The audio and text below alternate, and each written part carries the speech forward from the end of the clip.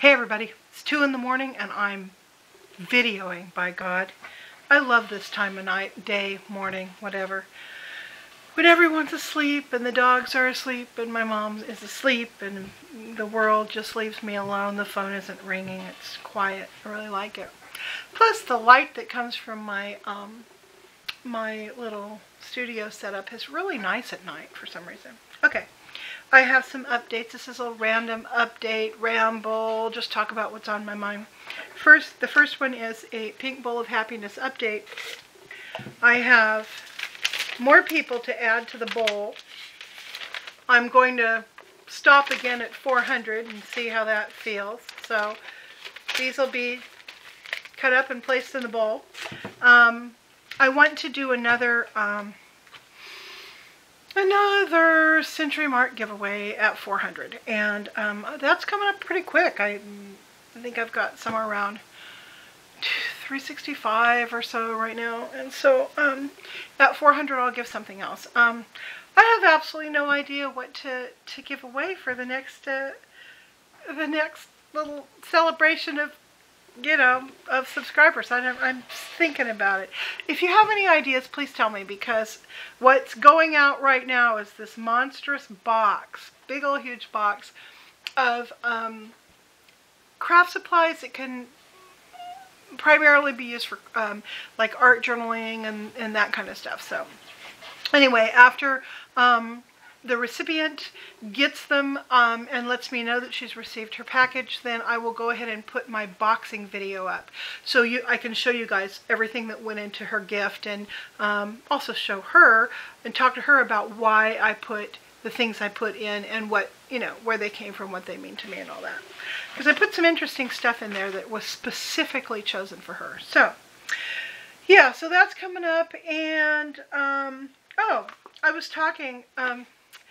Actually, I was watching Ember Honey Raven and her wonderful haul video, and we have the same incense, Ember. I love this stuff. I had it burning tonight. Yeah, I saved this. I'm just about out of mine, but I'm going to save the packaging because I thought it would be interesting to use in art journaling. Let's see if you guys can see the edging on that. Let's see here. There you go. That edging is just beautiful, the flowers. So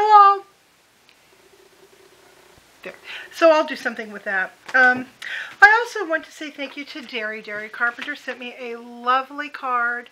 Just beautiful. It has violets on the outside. Violets are one of my absolutely favorite flowers. Probably my most favorite single note scent in a fragrance. So that was lovely, and she included some beautiful papers and stickers and stuff for journaling and all that kind of thing. Beautiful background papers, so very, very pretty. Thank you. Also, she wrote a really nice note in there. Primarily we've been talking about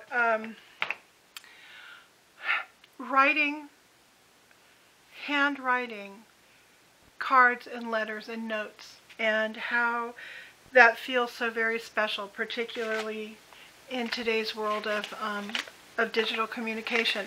It is so nice to go to the mailbox and have a friend waiting there for you, something you can hold and do something to, it just is really, really nice. So thank you, Derry. What else? Oh, I don't normally do those pan out videos where you show what you've used up, but I did want to show you guys this. This is empty now. This is that Garnier Daily Invigorating Daily Scrub, and this has peppermint and jojoba beads. It gently refines your pores and energizes your skin. I don't know if it does that crap, but I will tell you that when you use it, it's all minty, fresh, menthol, tingle all over your face, and it just feels so good, and it really smells good too. So I'm digging this. It's empty now, so it goes into the circular file. Another thing I've been loving that's been sitting on my desk, Sharon, pardon me for the fact that I spilled coffee on the outside of this. Sharon gave me a set of these wonderful body butters. They're so nice, and I keep them. Well, I'm almost out of them. I use them so much, so I keep these on my desk. What else do I want to show you? Oh, I was at a off-brand mom and pop low budge ghetto dollar store the other day, and I found myself a mermaid. She has the wrong color hair, but I thought she was so cute. She looks like a little Barbie knockoff, a 1959 Barbie face mermaid. I just love her. I thought she was darling. I love the little flowers, scales that she's got. She's just as cute as she can be. Now, one of these days I'm going to commission Abigail to make me a mermaid, but I want her to make my mermaid as a portrait. I want her to make it look like me, you know, big gut, big boobs, crazy hair, you know, crooked smile, the whole thing. So one of these days I will figure out what is her price? How much is it going to cost for me to have my portrait done as a mermaid, rendered in, you know, sheep's wool? Something else I got, and this just cracked me up, because this really does fit. It's a purple-haired My Little Pony knockoff. I got it at the same store. I love that. I don't think purple-haired My Little Ponies qualify as totem animals, but I really love this. So, yeah, I'm one of those computer geeks that has toys all over the place. What else have I been doing? Oh, my mini BB mist, gone. I mean, there's a couple drops down the bottom, gone. I love this stuff, but it occurred to me, and I'm going to give this a try. Primarily what's in here is witch hazel, aloe vera, a whole mess of preservatives, and then essential oils. So, and artificial fragrances as well, I think. This peach is an artificial fragrance. But I was gonna maybe experiment with making my own kind of facial mist stuff, maybe with a few drops of like sweet almond oil in with all of that. So we'll see. I know I'm going to order more of this, but I'm going to play around with making my own too. What else is on my desk? Oh, I know. Well, let me show you. Okay, my fingernails are not painted and they're real short, right? Okay. In my previous videos, they've been painted, like I did this color combination, which is this blackish purple with this stuff on top here. Yeah, I loved that. Then I did a manicure that looked like the Ruby Slippers. It was a really bright red with red and pink sparkles. It was real pretty. And then the last one I had on was this LA Colors purple with this pink glitter. Oh my goodness, someone's calling. Let's see who it is. It's 2 o'clock in the morning. Oh, it's my husband. Darling, it's 2 o'clock in the morning. What are you doing now? I'm so glad he's home, safe. So anyhow, so this was what I had on the last time, this purple and that. And, well, no, it was actually that. Anyway, so I had it on my fingers last night. It was looking so pretty, and I touched it up. I went to sleep. Again, I woke up, and I had annihilated my manicure in the middle of the night. Only this time, instead of pulling it off like I had done the last time, scratched it off, I woke up and I had chewed off all my fingernails.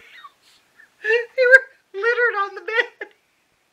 I swear, I've got the most active nocturnal behavior while I'm asleep. I'm probably up walking around, going down to the, you know, the Johnny Quick. I have no idea. I've got this whole life when I'm supposed to be sleeping. So anyway, that's what I've been doing lately. That's about all that's new. Although, so what I really want to talk about is, it's sort of, I've noticed that there's been like a resurgence of the whole Christian witches thing, and if you can be one and all that. And I don't really want to speak to that again, because in part I said my piece, but I also want to say that to talk about it in any more deep of a fashion would be, I can't speak to it because, well, for starters, I know so much of that is the naysayers are naysayers because of the term, or because of that line in Exodus that says that you're not supposed to suffer a witch to live or something. And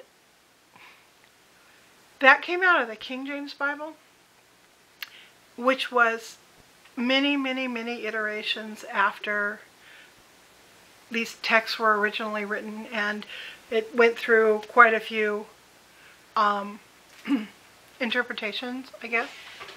And yeah, sure, you can probably make the case that the people who wrote the King James Bible tried to do it as closely as they could to an actual translation, not interpretation.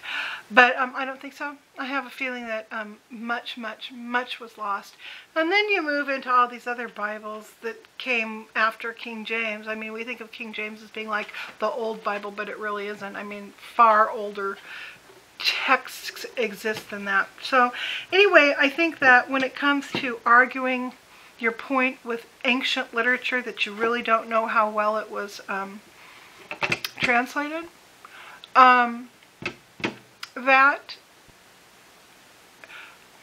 that's really problematic. And I just don't want to go there because I'm not a Bible scholar and I don't know if anything I just said holds any water. I just know that intuitively somehow I feel that that's the wrong way to argue that point for or against. But rather, what I want to talk about that's sort of sideline is the concept of don't fence me in. And let me tell you what that means in my life. I was always a very hard child to contain. I like to wander, even as a toddler. I mean, as a 18-month-old, 2-year-old baby, I guess still. I mean, when I could finally get up on my legs and run around, I would get up in the morning and I would go out the front door. Now, back in those days, you didn't always lock your doors. Well, my parents learned they had to start locking the door because I would just go out, the door would be left open. I'd toddle across the street, I'd go knocking at the neighbors' doors, I'd go visiting people. Several times the neighbors had to bring me home, So my parents put locks on all the doors, and they put them up real high, those slide bolt locks. Well, it didn't take me long to figure that out. They had a lock on the front door I couldn't figure out, but the back door I could figure out. So I would go out the back door, I would climb under the shrubs that were kind of part of the fence between our yard and the next guy, although there was a little walkway, so I could get out and get into the front yard that way. So I'd climb through there and I'd go visiting. Well, my father figured out what I was doing, so he strung barbed wire.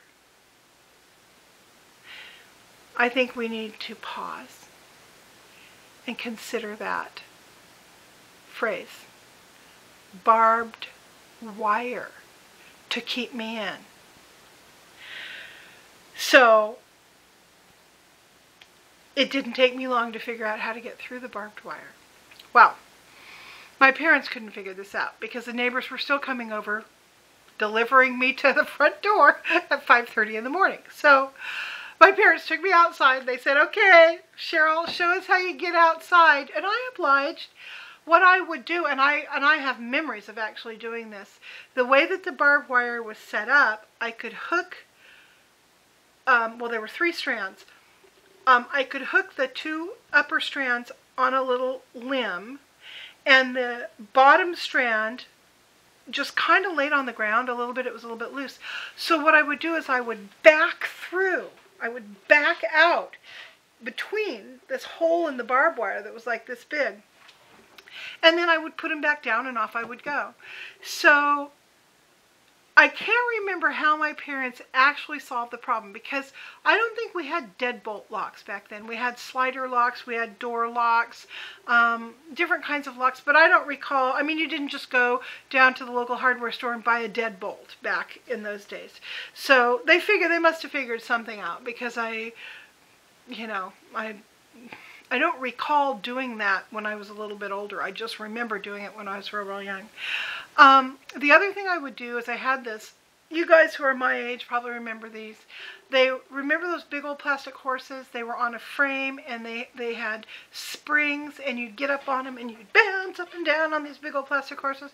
Well, I had one of those big old plastic horses, and I would get on that big old plastic horse, and I would bounce up and down, and I would sing the Don't Fence Me In song, which is escaping me right now, or I would sing it to you. And I would rock back and forth on that thing because I'm probably a little bit autistic, so I loved rocking motion. And I'd had my little cowgirl hat and my little, cowgirl, I didn't have a cowgirl outfit, but I had the gun thingy with the little fake guns. And I would just rock and jump up and down on this thing and sing this song to the top of my lungs, this Don't Fence Me In. Well, obviously, I've had a problem with being contained, restrained, told what to do, controlled my whole life. I have always lurched to the march of my own drummer. So, in my world, you can be anything you want to be. If somehow in your mind you can make Christian paganism work, then make it work. In part, I believe that because I think there is so much we say we know, but in reality we don't actually know it.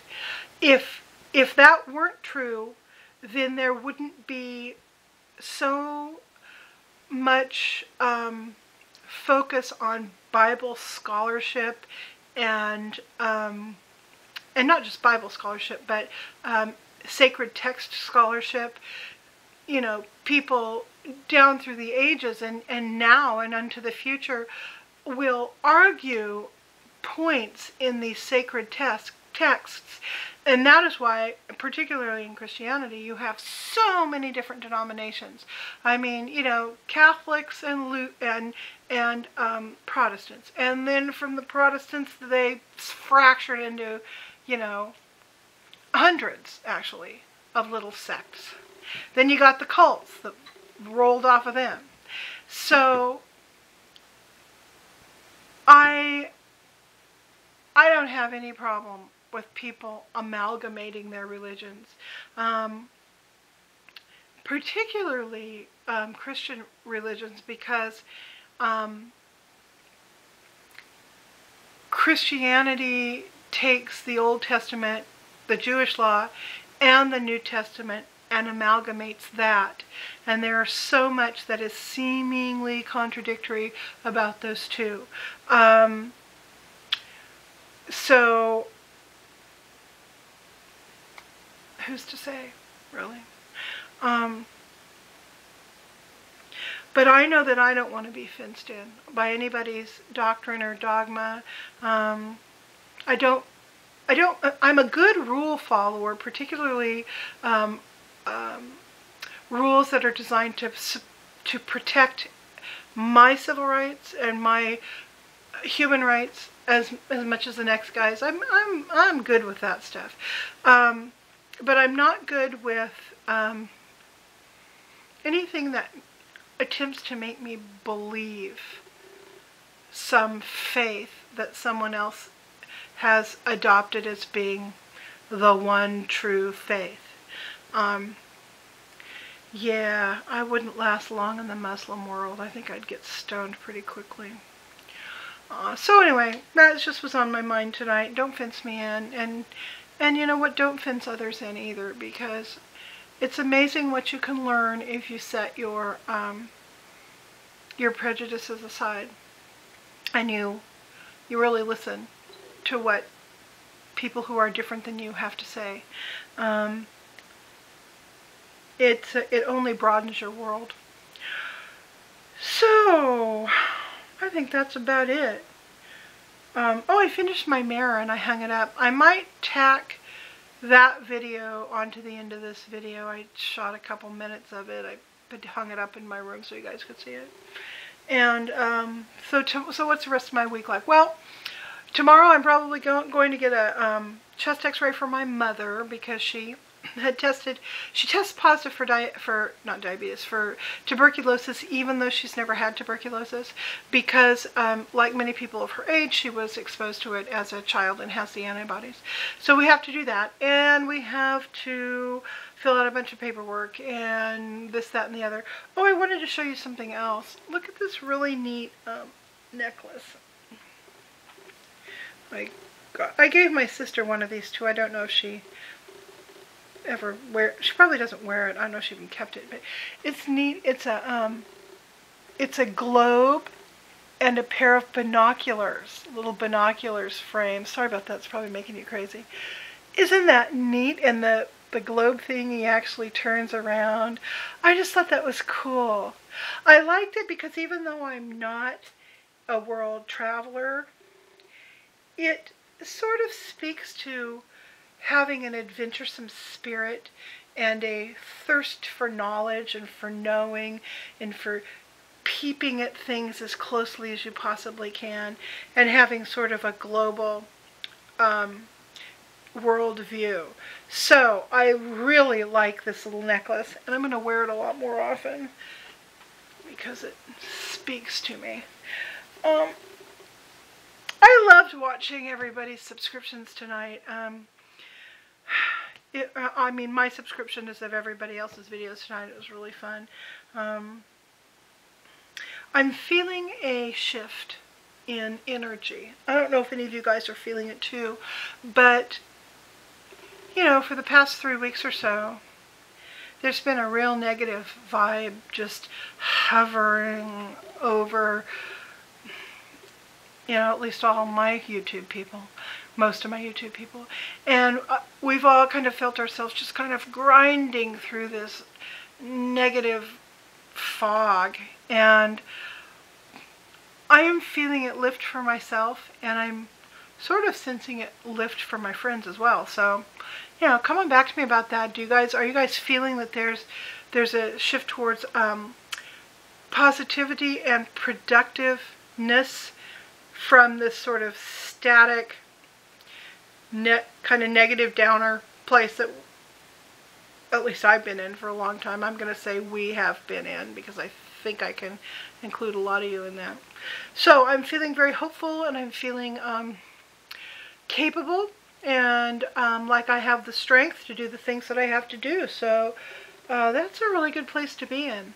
So thank you for suffering me through this this rant. I've been feeling rather, no, it's not a rant, it's a ramble. I've been feeling rather rambly lately. So, there you go. Love you guys. Bye.